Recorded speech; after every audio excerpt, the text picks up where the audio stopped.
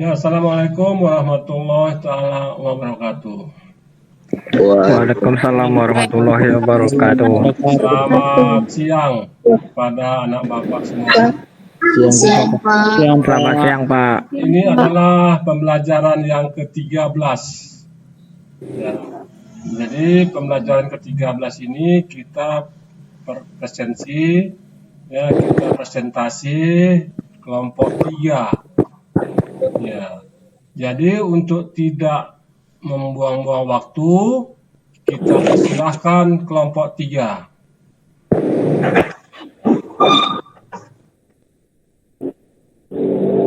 Baik, Pak. Saya akan bagikan screen-nya dulu.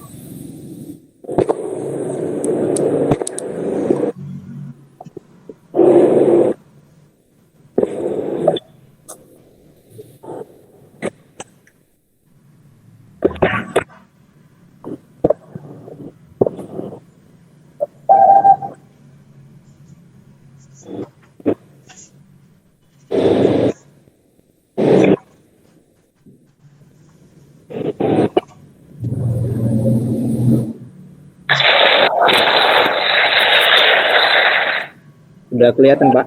Nah, sip. Assalamualaikum warahmatullahi wabarakatuh. Salam sejahtera untuk kita semua.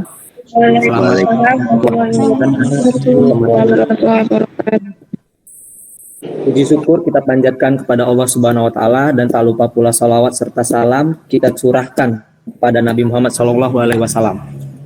Kami dari kelompok 3 terdiri dari saya, Randy Dinopa sebagai moderator, Monica Francisca Gulton sebagai penjawab, Reza Kurniawan sebagai presentator, Sabila Fiatna sebagai penjawab, Tarima Nurhayati Pangaribuan sebagai presentator, Pira Dwi Ananda sebagai presentator. Pada kesempatan kali ini kami dari kelompok 3 akan membahas kasus korupsi yang dilakukan oleh PT Asuransi Jiwasraya. Jadi apa itu PT Asuransi Jiwasraya? Jadi PT Asuransi Jiwasraya itu perusahaan yang bergerak di bidang industri asuransi jiwa. Perusahaan ini bergerak di bawah naungan Departemen Keuangan Republik Indonesia. Tujuan perusahaan ini ya sangat mulia. Tujuannya yaitu untuk mendidik masyarakat merencanakan masa depan. Akan tetapi PT Asuransi Jiwasraya ini telah menyita perhatian publik karena mereka telah salah mengelola usaha. Dalam perjalanannya, PT Asuransi Jiwasraya ini mengalami gagal bayar nasabah JS Saving Plan sebesar 802 miliar pada Oktober 2018 dan mencapai 12,4 triliun per Desember 2019. Nah, dalam kasus ini tentu saja terdapat beberapa orang yang menjadi terdakwa. Siapa sajakah orang yang menjadi terdakwa tersebut? Nah, untuk penjelasan lebih lanjutnya, marilah kita mendengarkan penjelasan yang akan disampaikan oleh presentator pertama, yaitu Tarima Nurhayati Pangaribuan. Pada Tarima, saya persilahkan. Baik, terima kasih kepada moderator. Sebelumnya, perkenalkan nama saya Tarima Nurhayati Pangaribuan. Di sini saya akan menjelaskan siapa sajakah tersangka pada kasus PT Asuransi Jiwasraya tersebut. Pengadilan Tindak Pidana Korupsi DKI Jakarta telah menjatuhkan vonis kepada 5 terdakwa kasus korupsi PT Asuransi Jiwasraya.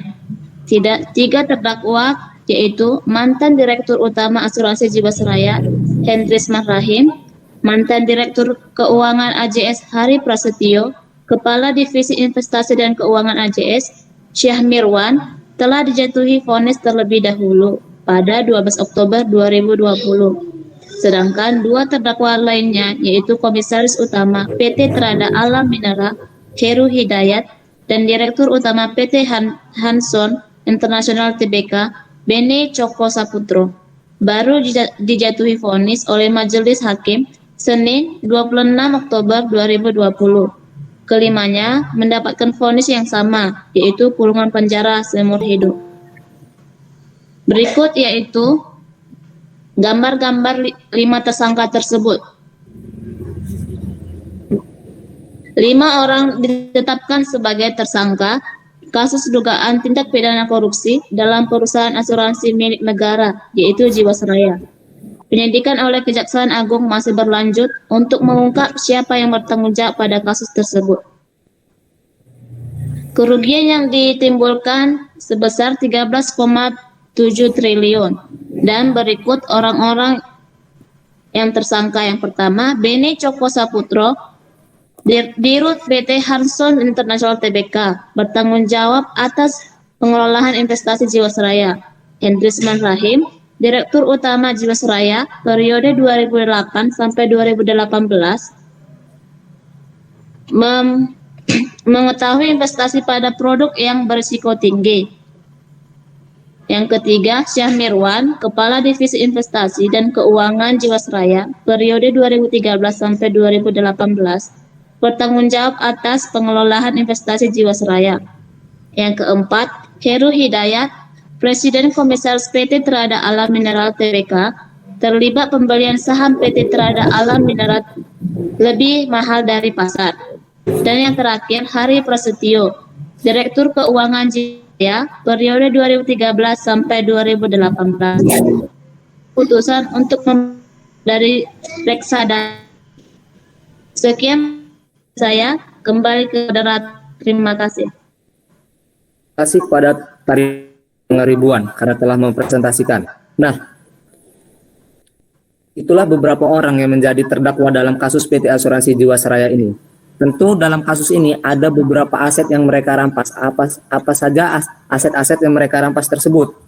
Nah, untuk penjelasan lebih lengkapnya lagi, mari kita mendengarkan penjelasan yang akan disampaikan oleh presentator kedua, yaitu Reza Kurniawan. Pada Reza Kurniawan, saya persilahkan.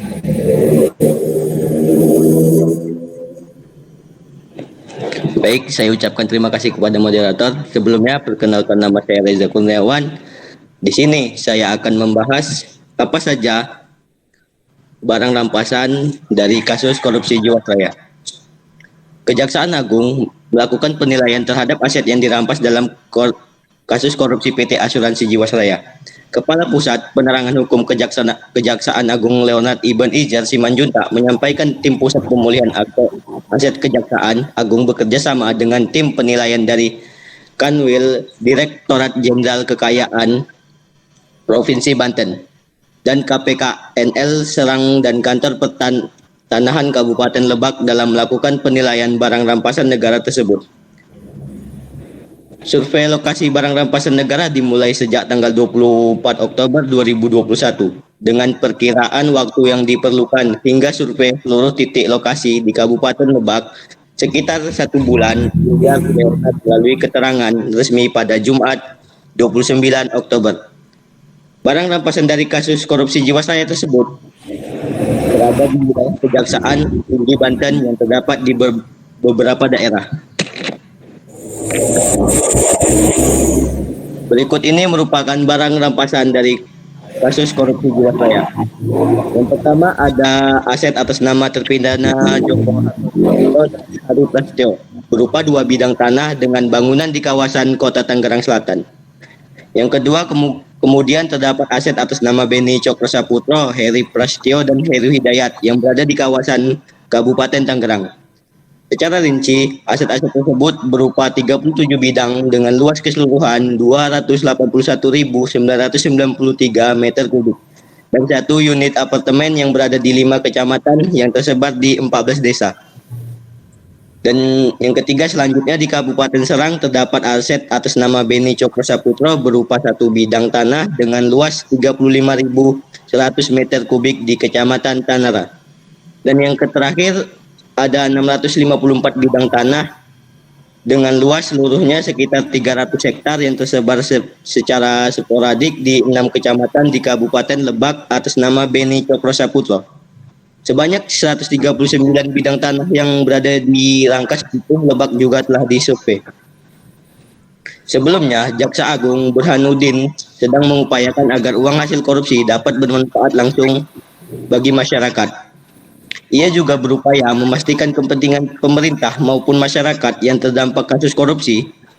Adi Yaksa juga sedang mengkaji kemungkinan untuk memberikan hukuman mati kepada para tersangka tindak pidana korupsi. Hal ini karena kasus tipikal seperti di Jiwasraya tidak hanya menimbulkan kerugian yang besar, tapi juga berdampak luas kepada masyarakat. Kajian penerapan hukuman mati tersebut diharapkan dapat memberi rasa keadilan dalam penuntutan perkara. namun tentu dengan memperhatikan hukuman positif yang berlaku serta nilai-nilai hak asasi manusia. Berikut penjelasan dari saya. Presentasi ini saya kembalikan kepada moderator. Terima kasih kepada Reza Kurniawan. Nah, itulah beberapa aset yang dirampas dari kasus korupsi PT Asuransi Jiwasraya. Nah, untuk melengkapi penjelasan presentasi pada hari ini, mari kita mendengarkan kembali presentasi terakhir yang akan disampaikan oleh teman saya, Pira Dwi Ananda. Pira, saya persilakan. Baik, terima kasih kepada moderator. Sebelumnya perkenalkan, nama saya Pira Dwi Ananda. Di sini saya akan memberikan presentasi dari Reza Kurniawan. Kemudian ada menurut kesimpulan Kejaksaan Agung, kasus pembobolan asuransi Jiwasraya ditambahkan. Febri Adriansa, Direktur Penyidikan pada Jaksa Agung Muda Pidana Khusus, menjelaskan bahwa kesimpulan tersebut ditarik setelah para investigator memeriksa bukti-bukti yang disinkronisasikan dengan temuan Badan Pemeriksa Keuangan Republik Indonesia.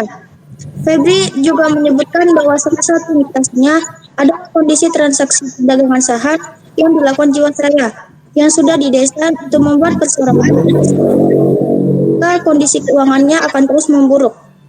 Agung Firman Sampurna, Kepala BPK, sebelumnya mengatakan bahwa BPK telah mengetahui jumlah kerugian Jiwasraya melalui audit, namun belum dapat menyatakan semuanya kepada publik.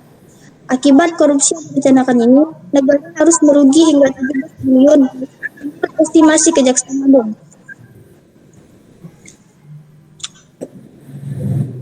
Kemudian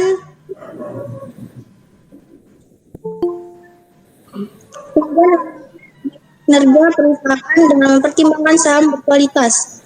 Jiwasraya justru menggelontorkan dana sponsor untuk klub sepak bola dunia Manchester City pada 2015. Kemudian pada tahun 2015, saya meluncurkan produk JS Saving Plan dengan kos yang sangat tinggi di atas bunga deposito dan obligasi. Pada tahun 2017, saya kembali memperoleh opini tidak wajar dalam laporan keuangannya. Padahal saat ini Jiwasraya mampu membukukan laba 360,3 miliar. Opini tidak wajar itu diperoleh akibat adanya kekurangan cadangan sebesar 7,7 triliun.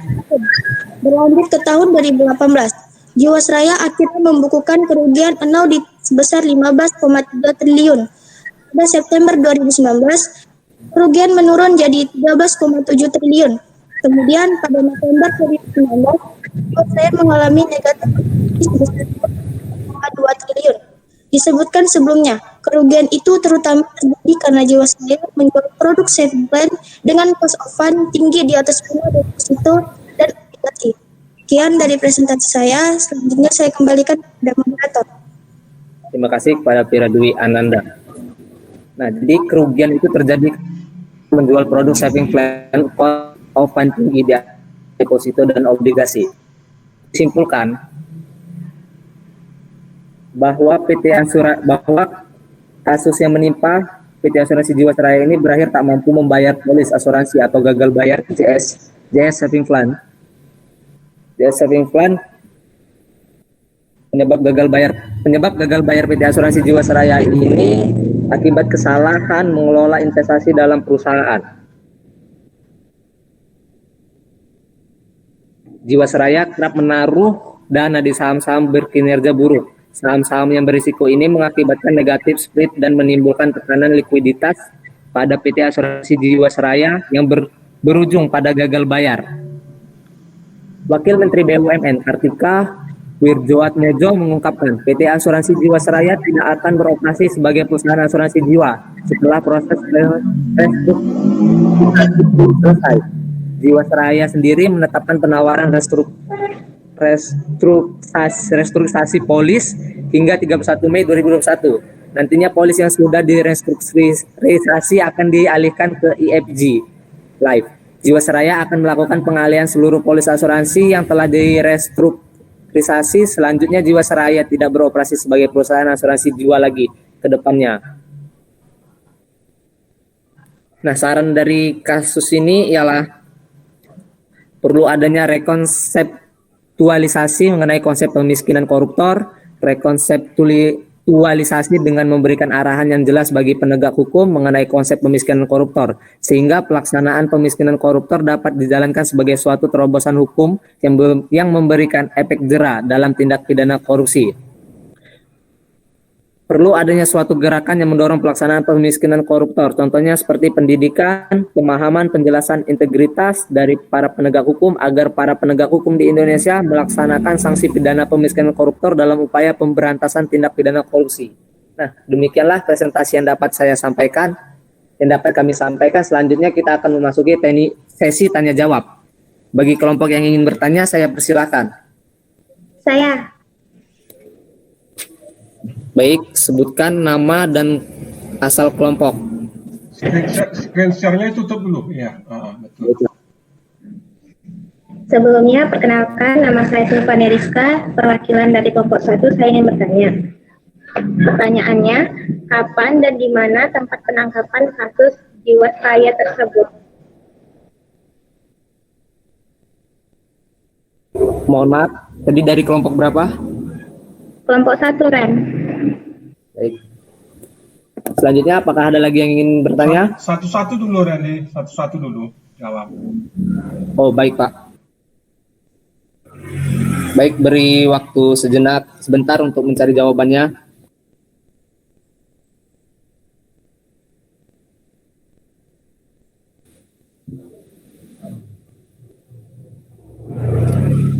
Baik, pertanyaan kelompok 1 akan dijawab oleh teman saya, Monica Francisca Gultong. Kepada Monica, saya persilakan.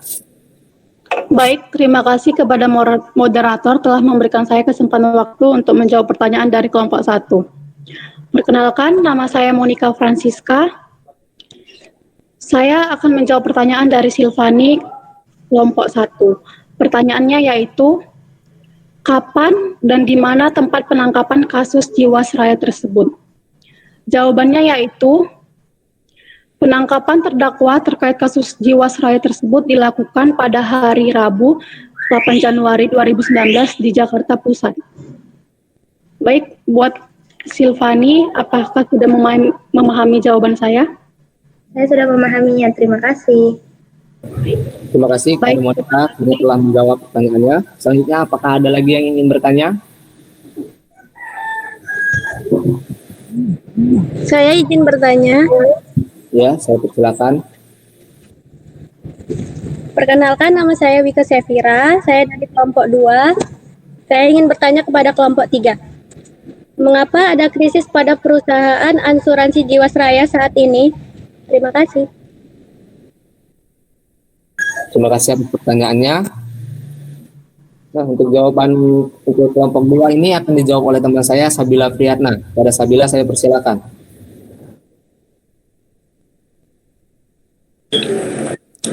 Baik, terima kasih pada moderator yang telah mempersilakan saya untuk menjawab pertanyaan dari kelompok 2. Sebelumnya, perkenalkan nama saya Sabila Priyatna. Di sini saya akan menjawab pertanyaan dari kelompok 2, yaitu dari Wike Sefira.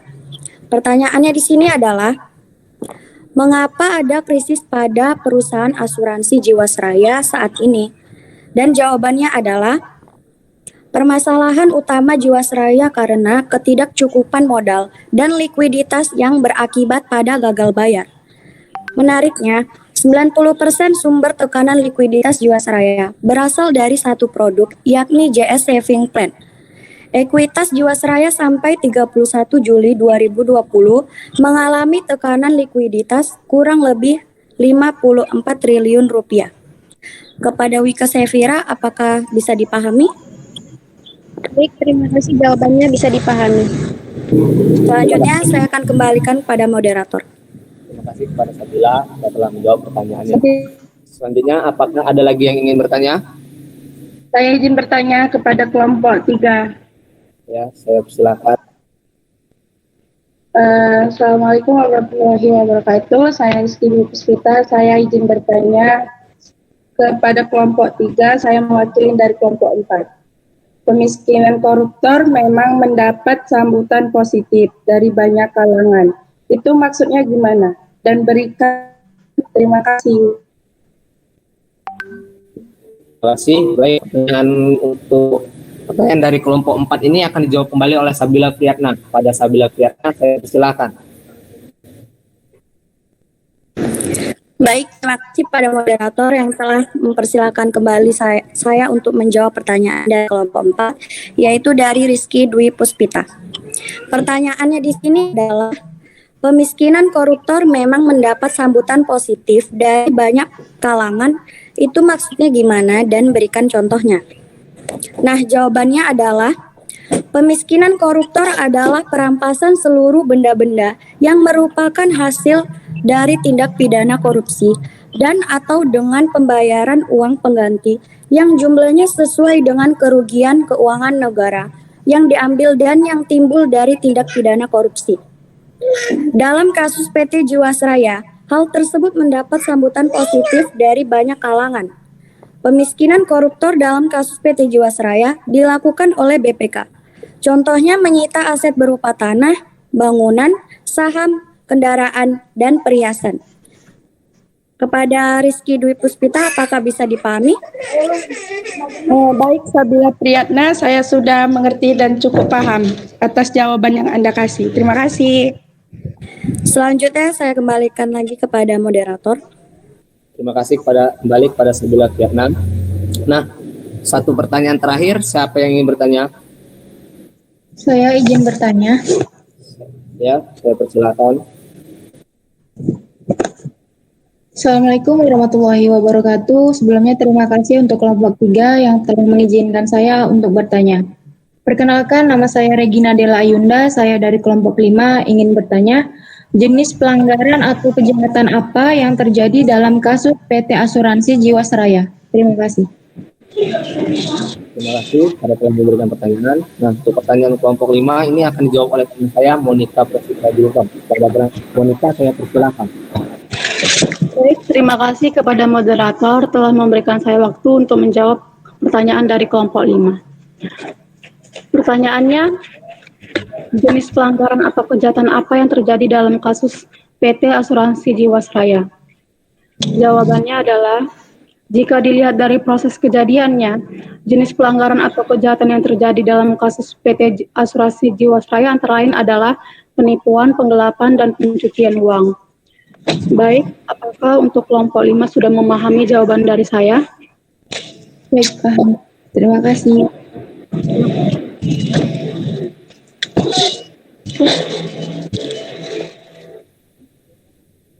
Baik, terima kasih kepada Monica karena telah menjawab pertanyaan yang disampaikan oleh kelompok 5. Nah, demikianlah presentasi yang dapat kami sampaikan.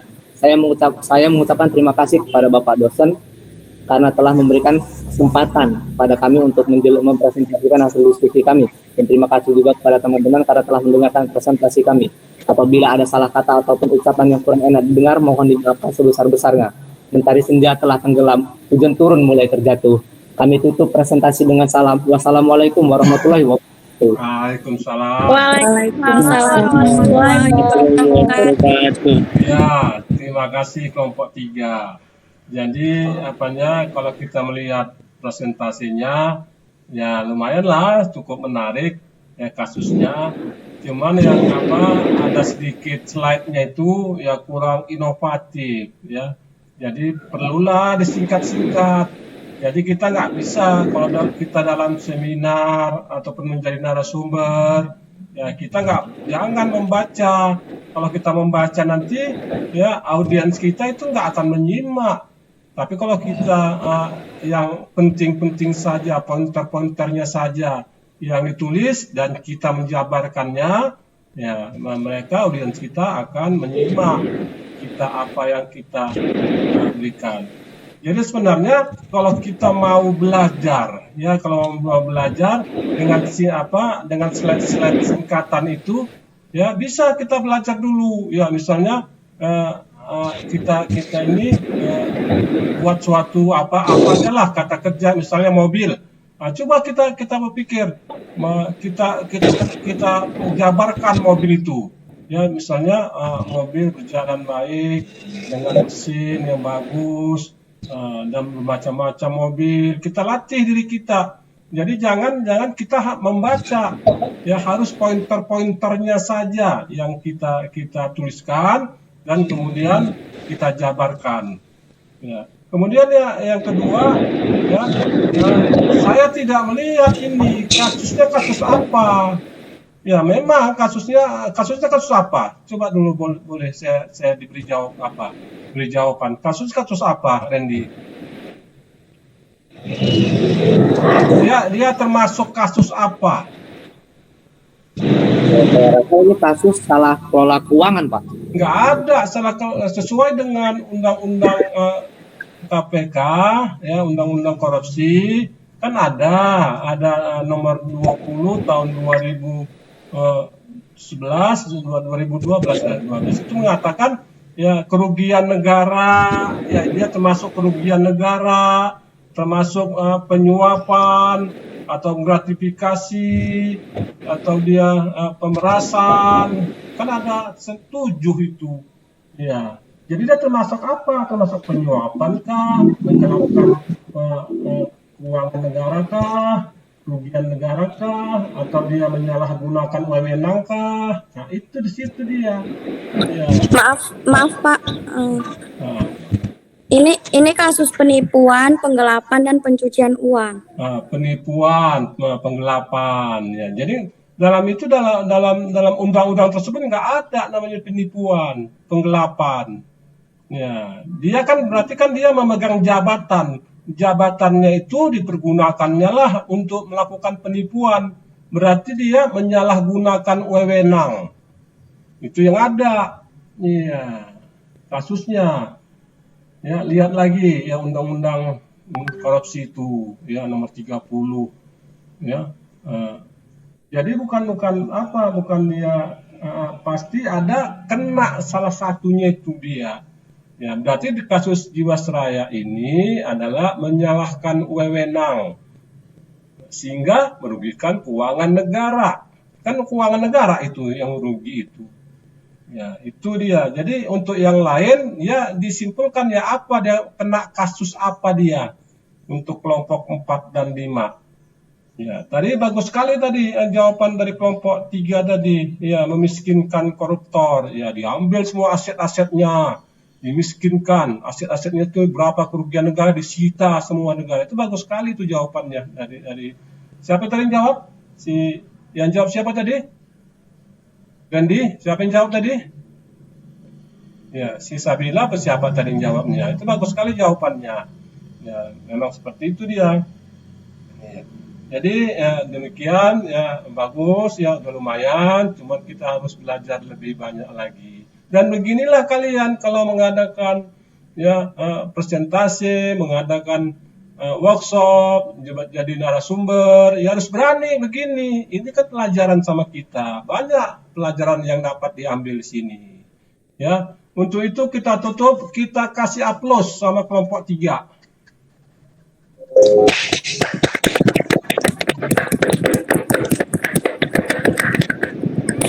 Oke, terima kasih banyak. Sampai jumpa. Ya, kita hadir semua ini kayaknya 28 orang. Sampai jumpa minggu depan untuk kelompok yang keempat. Kita tutup. Assalamualaikum warahmatullahi wabarakatuh. Dan selamat siang. Waalaikumsalam warahmatullahi wabarakatuh.